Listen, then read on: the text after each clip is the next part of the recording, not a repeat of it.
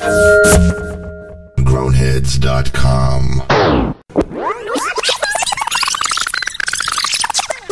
Hey, what's up? This is DJ AC. Welcome to another Grownheadz Convo. Today on the conversation we have K-rocka from the left coast. Resident alien in Miami. The hip-hop purists from Huntsville, Alabama. And the question of the day is, would a conscious or underground artist blow up if exposed on the radio and videos like everybody else is?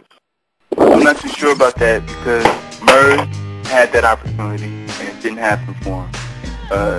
He said that the company was not pursuing everything they should be pursuing with his last album, but I saw some videos on MTV. He had all the exposure, he had all the little pencils and T-shirts and postcards, but he didn't really blow up. The only person that recognized him was Rick. What I was thinking about was when I caught Murs in concert down here promoting Murs for president. I have to say, to me, that was his weakest album that he put out in the first place. So maybe that was his bid for mainstream popularity was, flawed by, a little bit of a weaker product. So he didn't sort of bring his following along on the boat with them. But in reference to the question specifically, I was just thinking about the last conscious rappers to really blow up, to me, was like Dead Prez.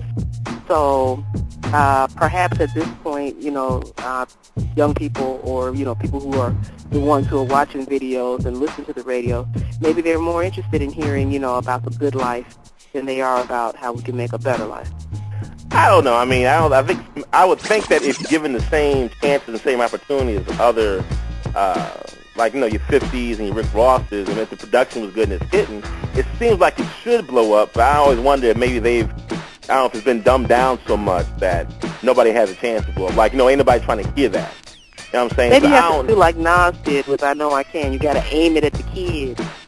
Yeah, no, it's a song, though. I Know I Can. I mean, I wasn't rocking. I mean, I'm a grown man. I mean, I know I can by now. I guess, you know what I'm saying? So, Keith, what do you think? I mean, I'm not buying it. I'm just kind of swaying away from it. I listen to all these cats, especially, I mean, it's like, even when we're talking, like we on Murs, but I'm like, at one point, Roots was underground, Talib, Mos Def, all these guys were all underground. I mean, are we turned off with them now?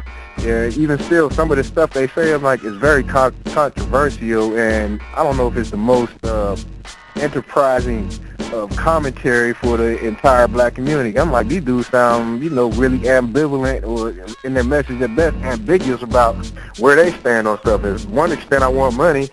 At the other extent, I'm like, hey, brother, do this, that, and the third. I'm like, well, what is it? What is it? I mean, where are you stand? I mean, when 50 blew up, 50 was everywhere. When Rick Ross, I get them in Miami say, oh, yeah, I hear Rick Ross.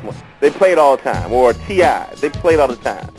You know what I'm saying? When Snoop was hot, he got played all the time. And I haven't seen a conscious rapper do a conscious song or a song that didn't involve something dirty or scheming have a big hit like that, just like Public Enemy or KRS, where it got played all the time, where the video got played all the time, where you go down the street and all you hear is something positive. You know what I'm saying? Well, that's not talking about blowing up. But it's also got to be something that's relevant. I mean, I think about back in the day when I was real angry, and so I used to listen to, like, Paris all the time, and it's like eventually I had to put it down just because, AIDS, I mean, it was, I don't know, it was kind of oppressive. You know what I'm saying? Yes, it was. The devil made you do it. Right.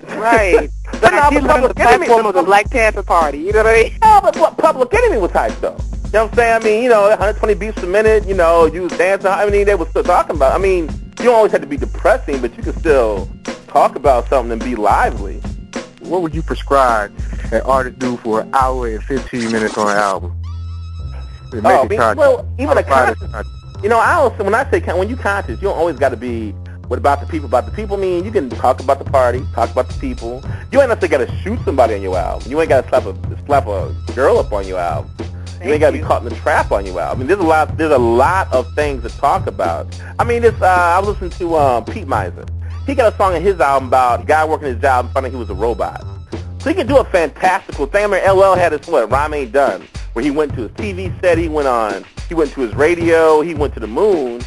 I mean, you can talk about something wild and crazy, but you ain't necessarily got to shoot somebody to do it. You know what I'm saying? Right. Lupe did that with Daydream, you know, a walking project building. You know what I'm saying? So that was a hit. Now I have to add. Oh, go ahead. I'm sorry. Go ahead. My bad. Oh, I was just... I'm sorry. Time's up. Ooh. Join us again for another Grownhead Convo here at Grownheadz.com, the site for adults who love hip-hop.